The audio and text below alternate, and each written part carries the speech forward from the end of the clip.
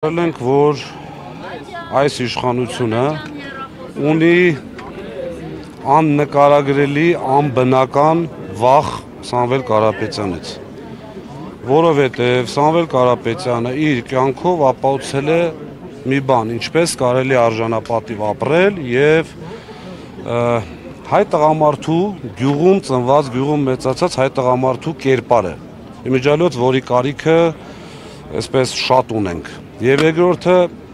ինչքանով որ ես տեղյակ եմ, չասեն հիմա փաստաբանները դեռ բան չեն հայտարարել, բայց ինչքանով որ ես տեղյակ եմ, հերթական շինծու ոչ իր հետ կապ ունեցող գործ է, այսինքն 3-րդ, 4-րդ, 5-րդ կապով գտել են իրենց կարծիքով ինչ-որ բան, որը կարող է կպնել Սամվել Կարապետյանը։ Նկատի ունեք դրվագը, որը ավելացվել, այսինքն փոփոխված մեղադրանք։ Այո, եւ ներողություն եմ խնդրում եւ այստեղ մի շատ կարևոր հանգամանք, ես ուզում եմ, որպեսզի մեր բոլոր հայրենակիցները, ովքեր լսում են, ուշադրություն դարձնեն մի բանի վրա։ Սամվել Կարապետյանը, մի անգամ ասել եմ, կրկնում եմ, երևի թե այդպիսի հաշվարկ գոյություն չունի, ինչքան բարեգործություն է արել, բայց այս պահին էլ դեռ իր կարծիքը չի փոխել, որ բարեգործությունները չպետք է բարձրաձայնվեն, այսինքն ստացվում է իրենց խելքով, իրենց կարճ խելքով, որ Սամվել Կարապետյանը պատրաստ է շատ մեծ բարեգործությունների, բայց այստեղ ինչ-որ փողերի լվացումով զբաղվի, մի քիչ ծիծաղելի է, չի կարելի, այսինքն բաներ կա, որոնք որ լսելն է անգամ զզվելի։ Այսքան այնքան անհիմնավոր են եղել պարոն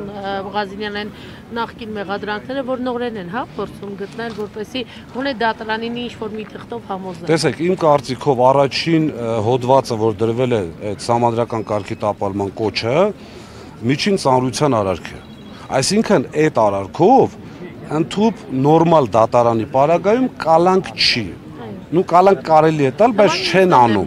Հիմա պատկերացրեք մի իրավիճակ, որ մեկ անգամ տվեցին, երկրորդ անգամ այստեղ դատարանը որոշեց, որ այդ փողերի լվացումով գործը հիմնավոր կասկածով, որը ենթադրվում այո, որ չի կարող,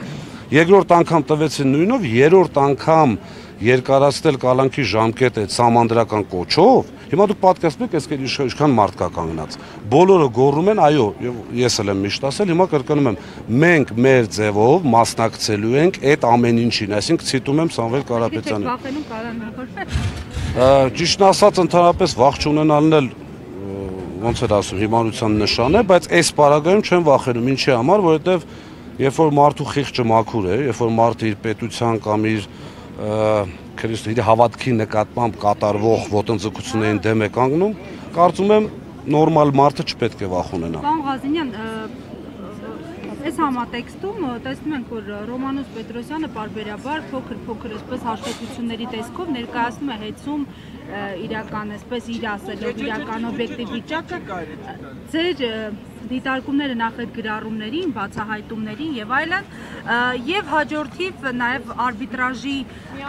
որոշման հետ կապված, որն այդպես էլ չկիրարկվեց Հայաստանի Հանրապետությունում, տարբեր այսպես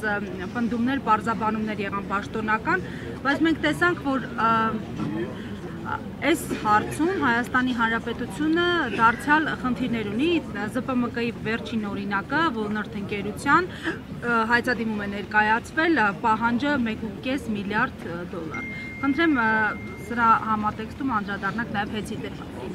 Եթե հիշում եք, 1-1.5 ամիս առաջ ես առաջարկեցի,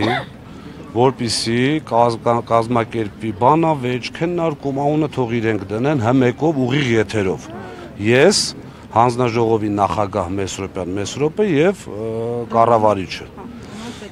Եկեք ֆիքսենք, որ ամիսուկես է որևէ լուրջ չկա, ես այդ էջ ուզում եմ փակեմ, ուղղակի ֆիքսելով, որ վախեցան, չեկան, որովհետև երբ որ բաց ես թողում, իրենց թվում է, թե դե բաց է, մի օր կհամաձայնվենք, մի օր չենք հավը, ֆիքսում ենք, որ վախեցան, փակում ենք։ Երկրորդը, եթե մարդ բան է ունենում ասելու, իր էջով չի նստում գրում, երկրորդ կարծիքը չլսելով, չգիտեմ, գիտեք, տարիներ շարունակ մենք պայքարել ենք նման երևույթների դեմ։ Հիմա արդեն 3 ամիս է իրենք են կառավարում։ Եվ այսօր բերում ասում են, գիտեք, ինչտեղ սենց ա եղել, այնտեղ նենց ա եղել։ Նորից կրկնում եմ, յուրաքանչյուր իրենց գտած, այսպես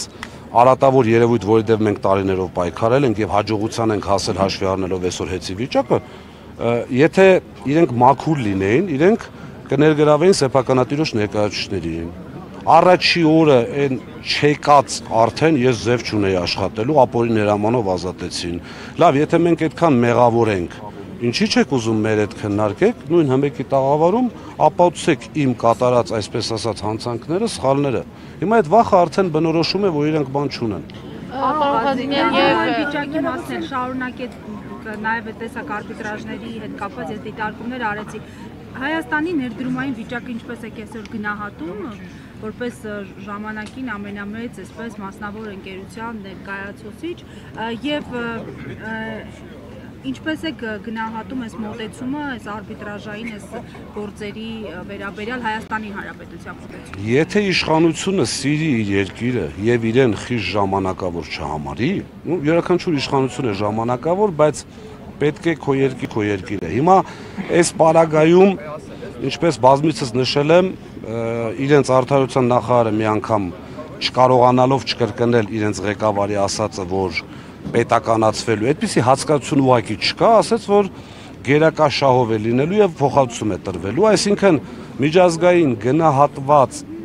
միջազգային կառույցների կողմից գնահատված ընկերության գումարած 15%, գերակաշահը դա է ընդհանրում։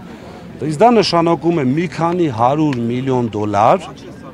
պետք է վարկային պարտավորությունները վերցնեն պետական երաշխիքով եւ մի քանի 100 դոլար վճարեն Սամվել Կարապետյանին, այսինքն ստացվում է մի այսպես կմահաճույքի կամ վախի պատճառով պետությունը ընդամենը, չեմ ուզում հիմա կոնկրետ թիվ ասեմ, որ չասեմ չգնահատած վիճակում թիվ ասում, բայց հավատացեք շատ մեծ թիվ է։ Ինչ վերաբերում է արբիտրաժին, այս քայլերով արդեն նվազել են միջազգային ներդրումները, ավելի են նվազել, որովհետև կրկնում եմ, չի կարող նորմալ գործարար, որը միջև իր ներդրում կատարելու ուսումնասիրում է տվյալ երկրի օրենսդրությունը, ուսումնասիրում է տվյալ երկրի իշխանությունների պահվածքը, չի գալու այստեղ ներդրում անի, հավատացած եղեք, բացի մեր կողմից այսպես թշնամի համարված երկու երկրներից, որովհետև նրանք փորձելու են բերեն այդ գումարը դնեն ստեղ, գումարով ազդեցության լծակներ վերցնեն։ Ոչ մեկ այլևս չի անել։ Զուգահեռ իրականությունում հա կարծես այս ներսի գործարարներին են փորձում ակտիվացնել էկոնոմիկայի նախարարն է հանդիպումներ կազմակերպում, ասում են նախընտրական ինչ-որ իրենց կշիռ ունեցող մարդկանց փորձում են ներգրավել։ Նրանց արդյոք այդ գործարարները այս ռիսկերը չեն տեսնում, ներսի գործարարների մասին է խոսքը։ Գիտեք, իմ շփումներն էլ քիչ չեն, շրջապատել Փառքաստու քիչ չի եւ ես ճանաչում եմ եւ աշխատել եմ եւ շարունակելու եմ աշխատել եւ մտերմություն անել Հայաստանի ամենախոշոր գործարարի պարոն Կարապետյանի հետ, հավատացած եղեք այդ շոուները կազմակերպած 90 եւ ավել տոկոսը ոչ իրենց կամքով են գալիս։ Ուղղակի պատկերացրեք իրավիճակ մարդունի բիզնես, ինչ են անելու։ Չգալու դեպքում լծակներ են կիրառելու, մարդկանց բաժելու։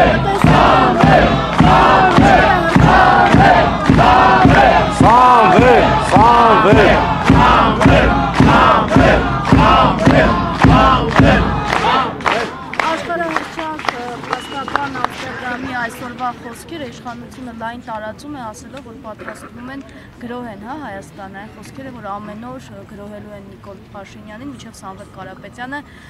ազատ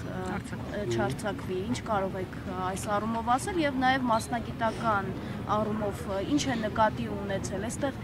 միայն իրավական տարերն են նկատի ունեցել, թե նաեւ նկատի ունեցել, չգիտեմ, քաղաքական գրոհը, այլ գրոհ։ Եթե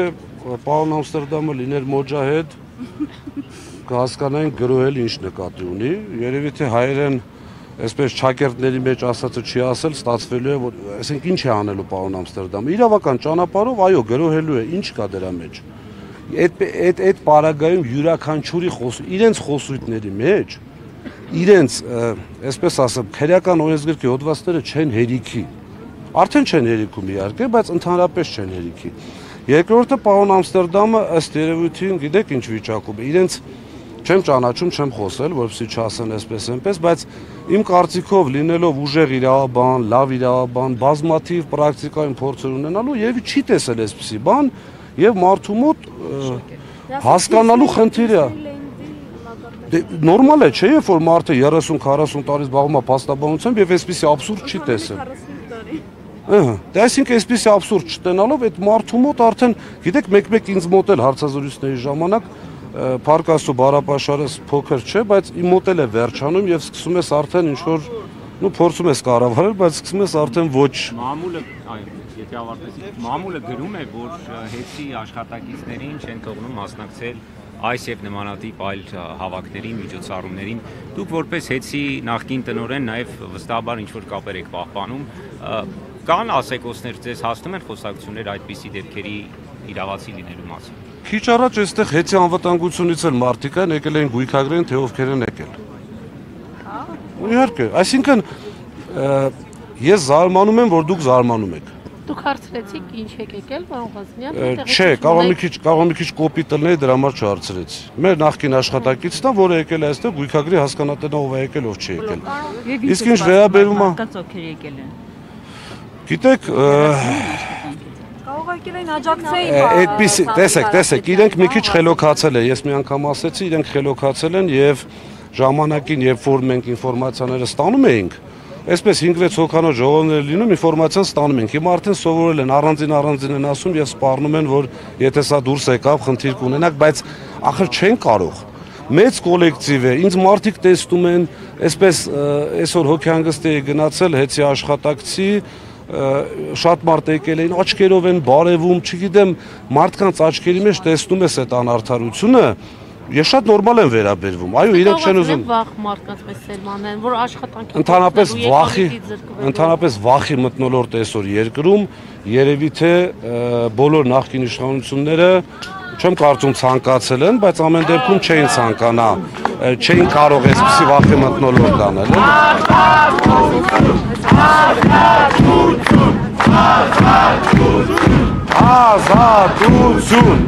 Ազատություն։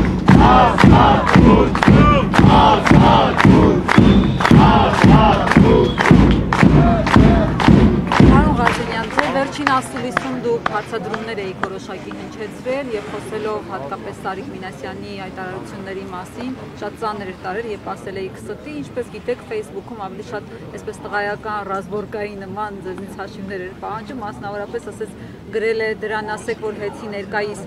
վիճակի բացահայտումներից հետո պատասխան ունի տալու Տաշիրի սեփականատերերին, վերջինների սեփականության հանդեպ այդքան ճակերտավոր սրտացավ լինելու համար, պատասխան ուզողը դու չես, դու պատասխան տվողն ես, պատասխաններ եք տալու։ Մի քիչ ոնց ասեմ, այն ժամանակ այդպես պրովոկացիոն հարց հնչեց, անդրադարձա, բայց ես իրեն անդրադառնալը իմ հեղինակությունից ցածր եմ համարում։ Ուղղակի նորից, գիտեք ինչ, այսպես ընդհանուր ասեմ, լավ, տղամարդը երբ որ բերանից խոսք է հանում, պետք է կատարի կամ ներողություն, ու ապացուցի կամ ներողություն խնդրի։ Ասել է, որ այնտեղ կան մարդիկ, ովքեր անվճար հոսանքից օգտվել են, այսպես ասած լավ տղաները, թող հրապարակի, եթե ոչ տղամարդու համար էլ է, ընդհանրապես մարդու համար սխալվելն էլ է նորմալ։ Կարող է մարդը ասել, գիտեք ինչ, կներեք ինֆորմացիա սխալել։ Տղայական, որ ինչ է լինի, տղայական ճանապարհով ես մի բան պատասխանեմ, տանեն նստացնեն, ինքն էլ ուրախանա։ Բայց ինք ասել էր ցուցակը կհրապարակի։ Ուրա։ Ես իմ ասել էր կհրապարակի։ Դե հրապարակի, մենք էլ ուղարկենք մարդկանց, տեստենք, եղել է այդպեսի, որովհետև այդ ցուցակ հրապարակելն է շատ։ Հիմա Ռոմանոսն էլ չի ուզում անտայ։ Ինքն էլ է շատ այսպես բաներ հրապարակում։ Զինվորական մասի վրա 8500 կիլովատ հավելակում։ Եղբայր, եթե դու օբյեկտիվ ազնիվ լինես, մի հատ կանչի այդ աշխատակիցներին ասի, այս վերջի 6 ամսվա մեջ ինչ են գտել, նույն անվտանգությունը, իմ կողմից ղեկավարած տնօրենությունը, ինչքան մարդ են ազատել, լավ մեր ձևով, այսպես ասած, պայքարը շարունակում են, ու պրիտոմ շատ փնթի, ասեմ ձեզ, շատ փնթի։ 8000 կիլովատ էին հայտնաբերել, 8000, քանիս էր, պարոն Ղազարյան, դրանից ավել էլ չեն հայտնաբերել, ու ձեր ժամանակ դուք գրել եք ավելի շատ եք։ Բայջան, ինքը, գիտեք ոնց, 2000 տեսուչ ամեն ամիս թիվ են գրում։ Մեր հաշվարկային այսպես նոր ներդրած համակարգը ավտոմատ քաշում է, բայց երբ որ ինտերնետային խնդիրներ են լինում, դες չէ միևնույն է գնում 0 գրում է։ Այսինքն դու պայքարում ես 2000 անձի դեմ գումարած ազգաբնակությունը, ովքեր ու ենթադրյալ կարող են գողություն անել։ Անընդհատ այդ երևույթը լինելու է, ոչ մեկ չի կարող երաշխավորել, որ մի տեսուչ չի փորձելու նկարները, որոնք հրապարակել էին, գրասենյակները անմխիթար վիճակում։ Ես որպես վերջին հետ գլխավոր տնօրեն ներողություն եմ խնդրում, ինչպես ասեցի, ներողություն խնդրելն էլ տղամարդու համար է, որ ունեցել ենք այդպիսի վիճակ։ Այո, դա մեր բաց թողումն է։ Մենք գիտեք, մոտարապես 55 այսպես շրջանային էլեկտրական ցանց ունենք։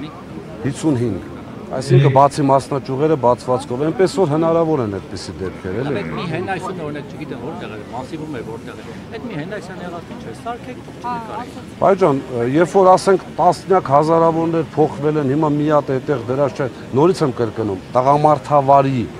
ազնիվ լինելով։ Մեկն եմ տեսել։ Չէ, եթե իրենք ասեին, գիտեք ինչ կա, այս 10 տեղը 20 տեղը փոխվել է, չգիտեմ կամ 100 տեղը փոխվել, այս մեկը չէին փոխվել, մենք ասենք այո, չենք հասցրել, բայց վերել ներկայացնել, որ ոչ մի բան չի արվել։ Իսկ կարող է դուք էլ գնաք օրինակ ձեր փոխածները նկարեք ցույց տաք, որ մարդիկ տեսնեն, որ նաև փոխել է, օրինակ մեր մարզում փոխել է մեր համայնքում։ Ճիշտն ասած, ոչ միայն, ախր մենակ հենասյուների խնդիրը չէ, մենք բազմաթիվ ենթակայաններ ենք բան արել, վերակառուցել, վերաներեցել։ Շատ շատ։ Անկելի հետևողներ, ինչպես տեսնում եք, փաստաբանները կարծեքով Շնորհակալություն։